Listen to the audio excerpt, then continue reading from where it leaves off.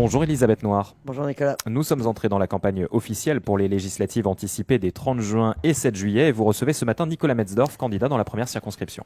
Nicolas Merzov, bonjour. Bonjour.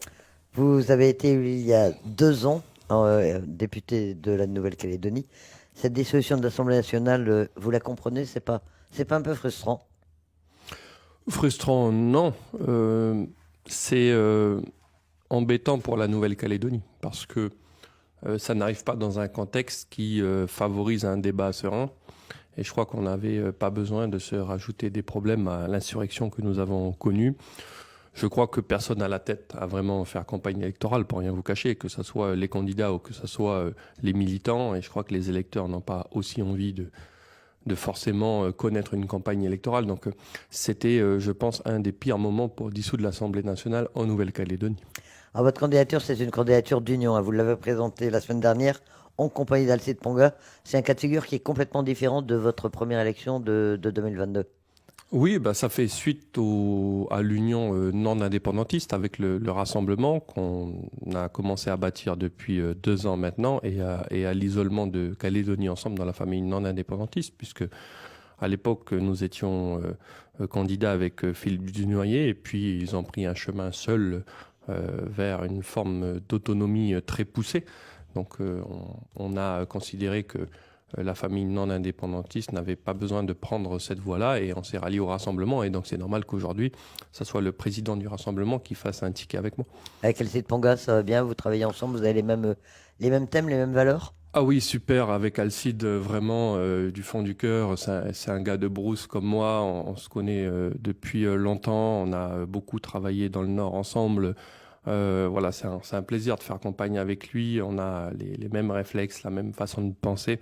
C'est plus facile et plus confortable aujourd'hui pour moi. Alors, dans la première circonscription, vous avez face à vous 10 autres candidats. Qu'est-ce que vous pensez de la zone du scrutin? C'est beaucoup de monde, quand même. Ça fait beaucoup de monde. Après, quand on défend la démocratie, on défend la possibilité pour chacun de se présenter. Après, ce que je trouve bien, c'est que ça permet aux lignes politiques de pouvoir s'exprimer et aux Calédoniens de choisir. 10 candidats, c'est beaucoup, mais il y a 2 tours. Donc, il y aura un premier tri. Alors, vous êtes le député sortant de la seconde circonscription, mais vous vous présentez dans la première. Et face à vous, c'est un cas de figure assez original. Vous aurez le député sortant de la première, Philippe Dunoyer. Vous avez siégé ensemble dans la majorité présidentielle. Qu'est-ce qui vous différencie? Je crois que la relation avec les indépendantistes et l'avenir de la Nouvelle-Calédonie fait partie des gros sujets qui nous séparent avec Calédonie Ensemble. Par exemple, quand la CCAT a commencé à mettre le pays à feu et à sang, Philippe Dunoyer a souhaité que le texte sur le dégel soit retiré. Et moi, j'ai considéré que c'était donner raison à la violence et à la haine. Donc, on voit qu'on a des approches différentes sur ce que doit être la Nouvelle-Calédonie et comment on arrive à garder la Nouvelle-Calédonie française. On va reparler de ce projet de loi institutionnel, mais en attendant, constitutionnel. Mais en attendant, en annonçant les candidatures de Philippe Dunoyer et de Gérard Poadja, c'était hier soir, Calédonie Ensemble les a qualifiés de candidats du dialogue, du consensus et de la paix. Et vous n'êtes pas le candidat du dialogue, du consensus et de la paix, vous êtes le candidat de quoi? Moi, tout pareil, le consensus, le dialogue, la paix et la stabilité, mais aussi la fermeté avec les putschistes, avec ceux qui ont voulu monter un coup d'État.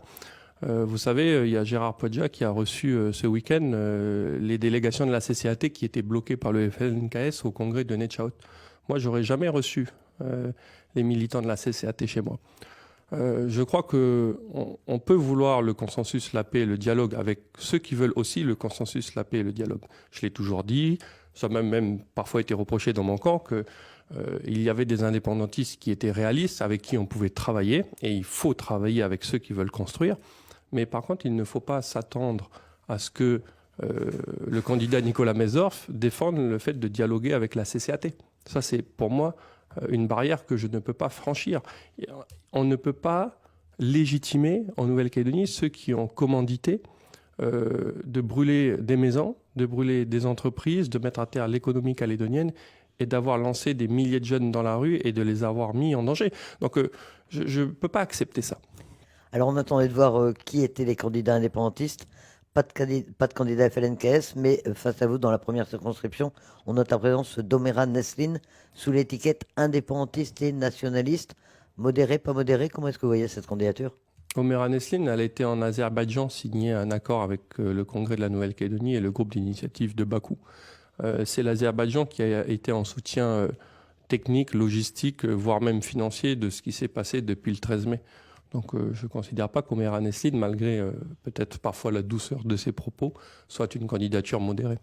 Alors vous en parliez il y a un instant, le président de la République a décidé de suspendre la loi constitutionnelle dont vous avez été le rapporteur. On est un peu perdu. Comment est-ce qu'il faut l'interpréter, cette suspension? Est-ce que ça veut dire que le corps électoral ne sera jamais dégelé? Alors le corps électoral sera forcément dégelé puisque c'est un impératif politique et juridique, je le dis et je le redis, des résultats des 3 référendums. Donc que ça soit par cette loi ou que ça soit par un accord, le corps électoral sera dégelé. Aujourd'hui, cette loi, elle est suspendue. Pourquoi? Parce que l'Assemblée nationale a été dissoute et qu'on ne peut pas convoquer le congrès de Versailles avec la moitié en moins, puisque les députés ne sont plus présents, n'existent plus. Donc tant que l'Assemblée nationale n'est pas à nouveau réunie, on ne pourra pas convoquer le congrès de Versailles. Mais ça ne veut pas dire que la loi est retirée, parce que retirée, ça veut dire qu'on ne pourrait plus jamais la passer. Donc non, elle est suspendue le temps de la dissolution. Soit on trouve un accord derrière pour intégrer le corps électoral dans l'accord global, et c'est tant mieux. Soit s'il n'y a pas d'accord, moi je suis pour continuer le chemin de ce texte, parce que de toute manière, ce qu'on fait est légitime. Ah, vous parlez de cet accord avant le 13 mai, on parlait effectivement de la recherche d'un accord global. On a l'impression que depuis un mois, tout a changé. Le dialogue est possible, un accord global est possible encore aujourd'hui, ou c'est même plus la peine d'en parler? Il est possible si les indépendantistes réalistes prennent le pouvoir au sein du FLNKS ou s'émancipent de la branche radicale. Tout le monde aura compris maintenant en Nouvelle-Calédonie que le camp indépendantiste est divisé en deux. Ceux qui veulent l'indépendance par la force, qui ont créé la CCAT et qui veulent l'obtenir le plus rapidement possible, et ceux démocrates qui respectent l'état de droit et qui veulent travailler, qui sont indépendantistes évidemment, attention, il ne faut pas non plus les mettre sur un piédestal, mais qui veulent aboutir dans le dialogue et les accords à réaliser. Donc on verra quel camp l'emporte sur l'autre, mais tant que la CCAT est en place, tant que les commanditaires continuent d'haranguer les foules et tant que l'UC laisse faire, il n'y aura pas d'accord possible parce que de toute façon, ils sont dans une guerre d'indépendance radicale et qui veulent imposer aux Calédoniens. En attendant, comment est-ce qu'on sort de la crise terrible dans laquelle on est entré il y a un mois, avec notamment une crise économique qu'il va falloir surmonter? Quels sont les thèmes sur lesquels vous allez faire campagne? Qu'est-ce que vous allez proposer aux Calédoniens? Moi, je crois que c'est pas une campagne de promesses. On est dans une situation tellement difficile, compliquée, qu'il serait indécent de faire des promesses électorales. Moi, je fais une campagne de vérité et je dis les choses. Après, ça plaît ou ça plaît pas, mais c'est en tout cas le choix que je fais dans cette campagne électorale. En fait, quand tout semble compliqué, que tout va mal et qu'on est un peu perdu sur les solutions, il faut toujours revenir aux fondamentaux finalement. Et les fondamentaux, c'est quoi? Il y a eu des gens qui ont cassé, pillé, volé, brûlé, après le vote d'une loi démocratique à l'Assemblée nationale. Ces gens-là, et notamment ceux qui les ont mis là, les commanditaires, doivent être arrêtés, condamnés et emprisonnés. D'accord? Donc ceux qui déstabilisent un pays doivent être condamnés. Point 1.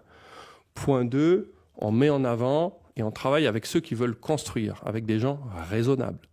On fait un accord avec ces personnes-là. Je rappelle que l'accord, il aurait été signé depuis longtemps si on n'avait pas eu de branche radicale des indépendantistes. Donc on fait un accord avec les gens qui veulent construire. Derrière, on a un soutien de l'État pour un plan de relance économique pour redémarrer la machine et on reconstruit la Nouvelle-Calédonie. En fait, les étapes sont simples, il faut juste les appliquer. Et dans ce contexte très particulier, comment est-ce que vous allez faire campagne? C'est compliqué d'aller sur le terrain, même si votre circonscription, on le rappelle, c'est Nouméa, les îles Loyauté. Comment est-ce que vous allez pouvoir vous adresser aux électeurs? Je crois que les médias et les réseaux sociaux auront une grande part dans cette campagne électorale, évidemment, parce que c'est vrai qu'avec le couvre-feu désormais à 20h, ça complique les réunions tard le soir, même si c'est mieux que 18h. Donc du terrain la journée, et puis du réseau social et du média beaucoup. Oui. Votre suppléante, c'est Françoise Suvet. Pourquoi? Comment est-ce que vous l'avez choisie? Françoise, parce que j'ai toujours considéré que le suppléant, c'était un rôle important qui devait être pris à la hauteur des enjeux. Et Françoise Souvet, ça fait 2 mandats qu'elle est adjointe à la mairie de Nouméa. Donc c'est quelqu'un qui travaille les dossiers. Elle est chef de groupe loyaliste au Congrès de la Nouvelle-Calédonie. Donc elle est aussi très politique, parce que quand on est chef de groupe loyaliste au Congrès du premier groupe d'opposition, il faut maîtriser la politique. Et puis, 3e point, Françoise Souvet a du courage. Elle a été à New York défendre à l'ONU la Nouvelle-Calédonie française. Elle a fait un discours que je trouve mémorable, quasiment historique. Et donc, elle avait toute sa place à mes côtés. Donc, je suis très fier qu'elle m'accompagne. Devant le C24, devant le comité de décolonisation est intervenu. Oui, oui, bien sûr, devant le comité de décolonisation, Françoise Souvé a défendu la Nouvelle-Calédonie française, le vivre ensemble, le fait de construire un pays avec toutes les communautés dans le respect des choix démocratiques. Et je crois que c'est courageux de sa part. C'est une dame qui à la fois maîtrise la politique, l'art de la politique, et à la fois maîtrise les dossiers. Donc, s'il m'arrivait malheur, je trouve que ça serait une remplaçante idoine. Est-ce que vous allez solliciter une investiture et sous quelle étiquette est-ce que je vais vous présenter pour cette élection législative? Ce que je peux dire sur ce sujet, c'est qu'aujourd'hui, personne n'a d'investiture et que vous devriez, si je suis élu, me retrouver pas trop loin de Gérald Darmanin et de Sébastien Lecornu dans le paysage politique national qui devrait évoluer. Nicolas Metzdorf, candidat aux législatives dans la première circonscription. Merci d'avoir accepté notre invitation. Merci.